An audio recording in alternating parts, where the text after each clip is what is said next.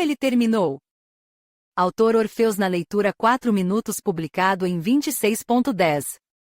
2019, atualizado em 09.12. 2022, The Wishing Room, e um dos melhores filmes psicológicos com elementos de ficção, que fala sobre um jovem casal que se muda para uma casa de construção antiga.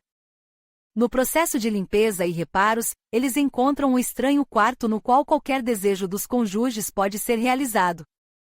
Hoje falaremos sobre o final do filme The Wishing Room, além de percorrermos o enredo. Portanto, fique à vontade no quarto dos desejos e vamos começar. Recapitulação do enredo. Quando o quarto dos desejos funciona, as lâmpadas começam a piscar de forma sinistra por toda a casa.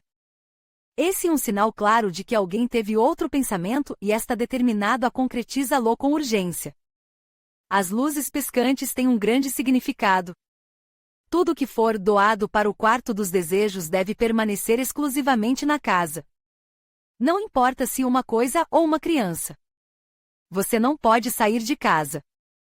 Não há exceções. Se essa regra for quebrada, tudo que foi criado no quarto envelhecerá instantaneamente e se transformará em pó. O menino, percebendo a desesperança de sua situação, percebe que terá de viver toda a sua vida dentro das paredes dessa estranha casa. Portanto, ele criou seu próprio universo com suas próprias leis e ordens. O tema da maternidade e o tema principal do filme.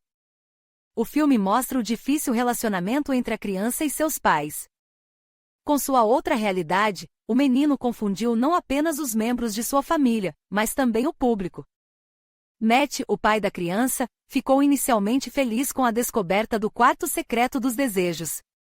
No final do filme, o herói enlouquece lentamente ao perceber todo o horror que a estranha casa carrega. O quarto silencioso e isolado e o último refúgio de Matt. Além disso, os apelos de um homem meio louco apenas aproximaram o herói de um estado mental instável. Como um doente mental que matou seus pais e recebeu uma sentença pelo ato pode dar conselhos e compartilhar suas experiências.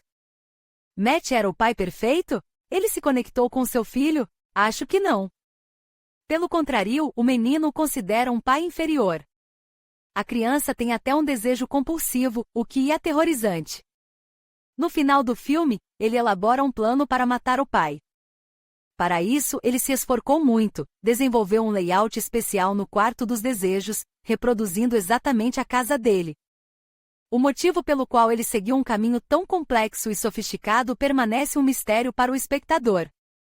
Mas o garoto tem uma atitude completamente diferente em relação à sua May.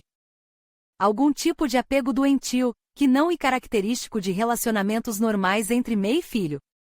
E por isso que o garoto continua sendo mal compreendido pelos adultos. Ele percebe que não pode sair de casa. E impossível corrigir a situação de alguma forma. Lidar com as birras dos adolescentes, a falta de vontade de viver e de ouvir os membros da família e apenas uma pequena parte dos problemas que os pais terão de enfrentar. O final do filme. Tudo parece estar em seu lugar. Os heróis, confusos em seus pensamentos e previsões, tentam coexistir pacificamente uns com os outros. Mas por quanto tempo eles foram longos o suficiente? Os pais, ao perceberem que não conseguem lidar com a criança, decidem dar um passo desesperado e assustador. Para salvar suas vidas e tentar terminar o jogo perigoso que seu filho está jogando, eles pretendem matá-lo. Como se pode explicar um ato tão hediondo? Os pais querem se livrar de seu filho. Essa frase já causa medo e horror. É possível justificar tal comportamento ou é uma medida necessária? A falta de valores morais e familiares dos pais não pode ser explicada de forma alguma. Mas por que o diretor construiu o filme de tal forma que o público se solidariza não com a criança solitária e sem apoio, mas com os filisteus que não conseguiram se desfazer corretamente do quarto milagroso? E de repente a lâmpada traidora se acendeu. Como isso é possível? Por que o quarto dos desejos começou a funcionar novamente? Quem iniciou outro processo? Ou foi apenas uma coincidência? O final do filme permanece em aberto. O que é essa absurda sala secreta? Por quem ela foi criada e com que finalidade? Cada espectador deve responder por si mesmo. Muitos acreditam que essa estranha casa com um quarto dos desejos e uma armadilha mortal para os heróis. Essa incrível mansão nunca e ninguém sairá dela. Você precisa tomar cuidado com seus desejos, caso contrário, eles o dominarão completamente. Esta é a conclusão de nossa análise do final do filme The Wishing Room. Se você tiver seus próprios pensamentos e teorias sobre o final aberto do filme, ficaremos felizes com sua atividade nos comentários. Tenha um céu tranquilo sobre sua cabeça e até breve.